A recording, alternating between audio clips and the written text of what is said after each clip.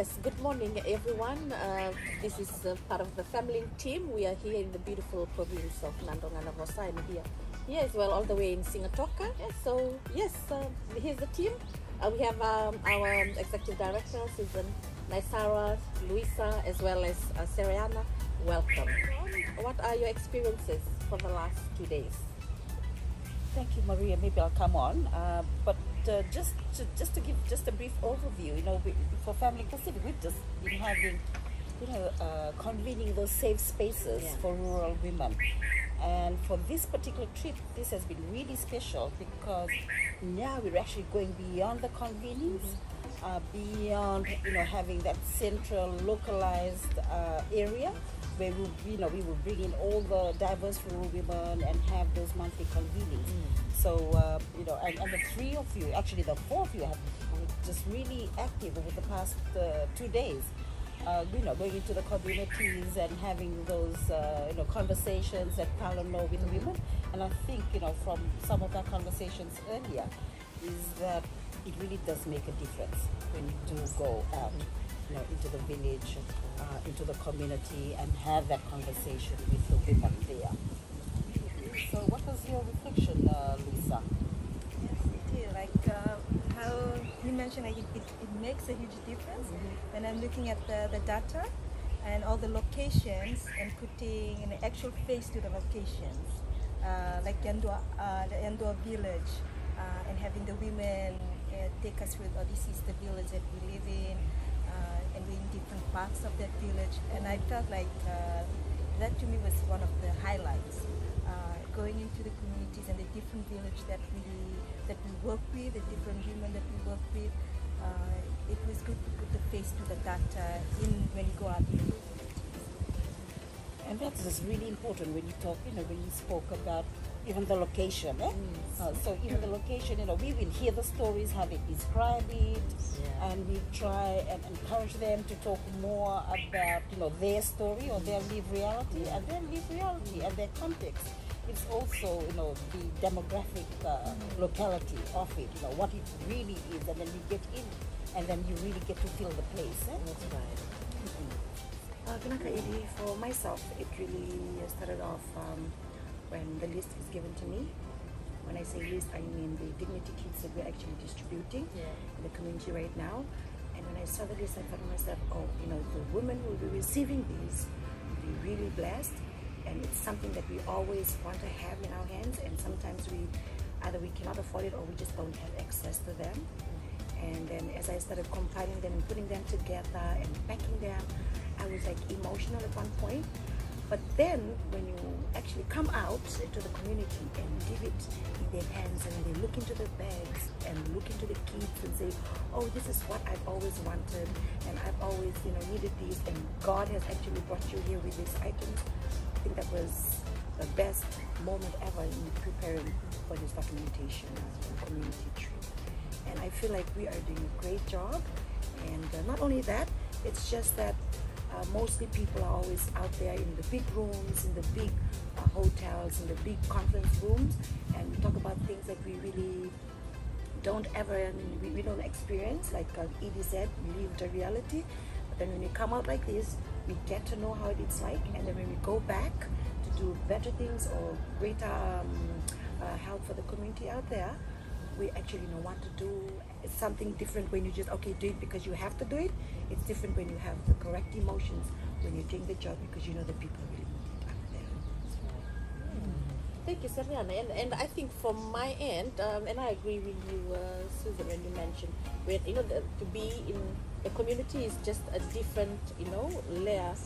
And for us to be sitting in the home of Cassie, and also to be at the sand dune with Mrs. Matavesi, that is, to me, it's really powerful because you get to feel their realities, what they go through. For me to hear Cassie talk about the dignity pack on her hot water bottle, her hot water bag, her torch, and how they really, those are the basic things that they need in the communities, how they've been putting hot water in bottles of janola, and that for me is an affirmation, with the work that we do. And to have Mrs. Matavesi, when I remember yesterday when she said, this is the first time ever for me to be documented with the sand dune behind me, because this is a natural resource that I've been fighting for a very long time, you know. She's been an activist on the sand mine extractivism for more than 10 years. And for me, I felt like those were some of the amazing and beautiful achievements that we've done as a team, to come right to their homes, to really document their voices, to amplify their challenges, and to just be there with them and hear directly from their homes. And it really makes a lot of difference. I think another to highlight when you just mentioned about Cassie was that the struggles that we hear about, like when they come to the convenings, and then when we go into their homes, there are other struggles that they don't talk about. That's right. And hearing Cassie's when we went into her home, and for her to talk about the other struggles beyond the struggles that women go through, it opens up another layer of all the intersectional struggles that women go through in our families and where we live.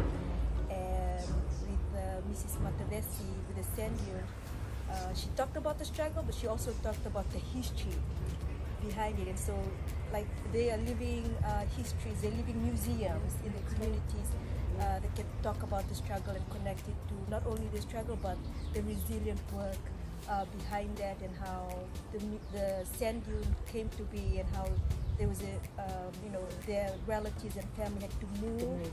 And I thought that was beautiful, and also encouraging to see that there are still living museums, living historians that are out in our communities, and we're able to document that.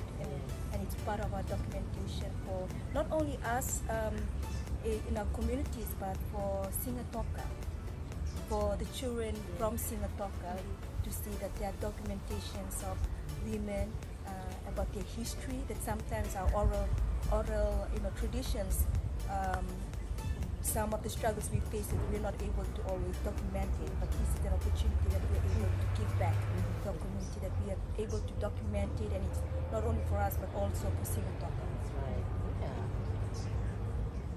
Yeah, and this has, the fact that we came, as a feminist media organization into Sigatoka, and really to try and convene spaces for diverse, for diverse rural women, for Nadroga and Navosa, two provinces, and it's such a large and vast area. And it really just took me back to when we launched the network, and we had women from Navosa that actually traveled down, and I thought that was really amazing, because initially we just thought about Sigatoka, and then word just went out through this new network of women and so on, where they told their friends, they told their relatives, and then they had relatives from Navosa that traveled down to be, just to be part of this particular space, that we try as much as possible to support. So, so even that I thought was just amazing. And then, Maria, how we have now these mobilizers and so on.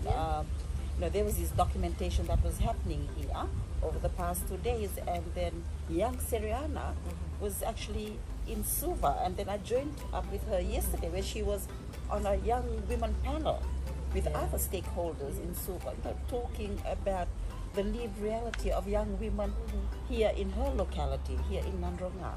So, so there's a lot of movement building that's happening.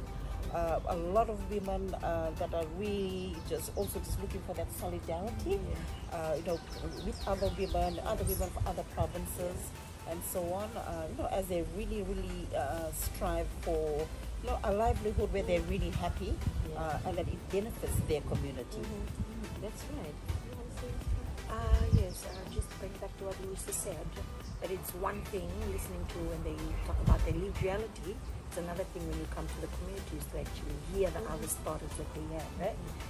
And like Edie mentioned about Sarian, when we were at her place, she sort of came out to share other issues that the women were going through in our community. those were some issues that she didn't actually share during the convenings that we invited her to participate in. So I was sitting and thinking to myself, I thought, I wish I had so much more with myself than in there to help her, because she was a young lady, a young woman that really was wanting to do more for her community, but the empowerment is really not there for her. So she kept on mentioning how she was so grateful with family, with our organization, that we actually reached out, because for many years, being in a youth group, they haven't actually had any help from anybody. So last night again, when she was here with us, she mentioned that again, and she, I was just talking to her, there's really not much we can do, but you can always document them, take a picture or take a short video, snippet of them, and send it to us. We will see what we can do and help you. Yeah, thank you, Seriana. And I mean, I think something, recognizing the challenges that they're going through, but also when we are talking with them, we see too the many work that they are moving. Like when Cassie spoke about the little girl that she's looking after, on top of her disability and her husband as well, and then she talked about to the disability community that she's also looking after, and the bread that we brought, that she shared it to the community. So any little thing that they all share with one another, and I really, it's so much, like it's not just the challenges, but also the recognizing the good work that they're moving with less resources, with less support. And I think that is something that I can see coming out really strongly too within the documentation. And it's really us being there with them, affirming them, the great work that they're doing. And there's also Davina. Yeah. And you had the opportunity to even have that podcast conversation with Davina last night, here in the accommodation. So and also, like, how did you two feel how that went? I mean, I came in later after coming back from Suva, and then I thought I'll just sit down and just have a listen as a recording. I feel like we get to know them more too, from the people that they come into the convening, limited information that we hear. But when we meet them on a personal basis and really sit with them in their community, like with Davina, how she spoke more of the LGBTQI communities, the joys, the celebration, the struggle, and all the, the live realities that they go through every day. And I love how she touched base too on the mental health and the intergenerational learning and spaces that is key in our work. And I felt like they really gave us a lot of insight that we need as well in our work. Lisa? Yeah, the intergenerational dialogue within LGBTQI was a highlight for me. And that is her personal feel to having more dialogue within the LGBTQI communities about their struggles and resilient work. And I love that there needs to be more dialogue within on what is working, what could be done better. And she also talked about how they're working and moving in the community together. And there's so much love in that, there's so much empowerment in that, to see that sisters are working together in solidarity and sharing tips, sharing ways to better, their network and how they can work better together in the communities. I thought that was beautiful to hear from the For myself personally, I believe it's having the passion for the work. Whatever it is that you're doing, you will be able to fulfill it, and at the end of the day, it's going to be you who's going to be satisfied about it, and that will be something that you'll always remember, not only to yourself. I believe that is something that you'll be able to pass down to your children and to your generations that will come after you. So yes, for me, having passion or compassion and being passionate about it. One of the highlight or my feedback from our community visitations is that the traditional knowledge is living and breathing. We are evolving, we are progressing, we are resilient, and we're moving the work. The community is moving the work. We as a feminist media organization, we are moving the work, and it's living, it's breathing, it's beautiful. Yeah.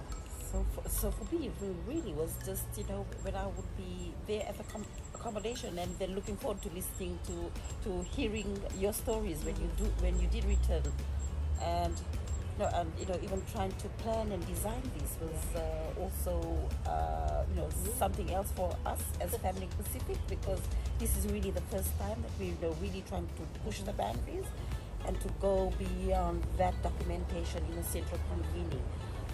So I just wanted to emphasize that, you know, this is not a one-off exercise, or so to speak, and it's not project-based, but it's all the movement building work that we're trying as much as possible to do, you know, as a feminist women's rights organization.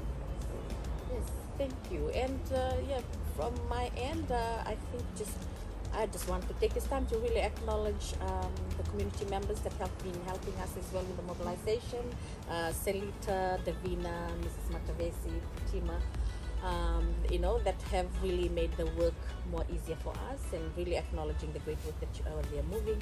And again, I just would like to thank our team as well for all the hard work and the effort and the planning, and for the last few days that we all worked in solidarity. We believed in the work, we believe in the community, and thank you, Vilmaina, for all the great documentation work. And that's it from our end, and we look forward to more trips and more documentation with the community. Vinaka. Naka Banka Levu.